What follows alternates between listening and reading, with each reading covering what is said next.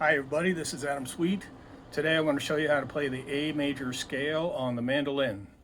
So we're going to start with first finger on the second fret of the G string, that's A. Then second finger on the fourth fret G string, that's B. Third finger on the sixth fret, G string, that's C sharp.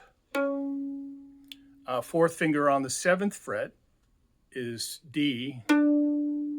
First finger on the second fret D string is E. Second finger on the fourth fret D string is F sharp. Third finger on the sixth fret D string is G sharp.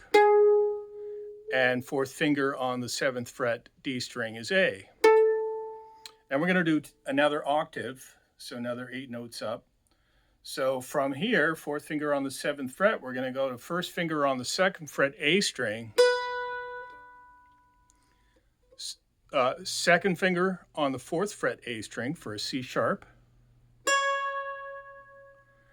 third finger on the fifth fret A string for a D, fourth finger on the seventh fret A string for an E, first finger on the second fret E string for the F sharp, second finger on the fourth fret E string for the G sharp, and finally third finger on the fifth fret E string for A. So let me do it slowly without all the talking so you can see what's going on. So starting with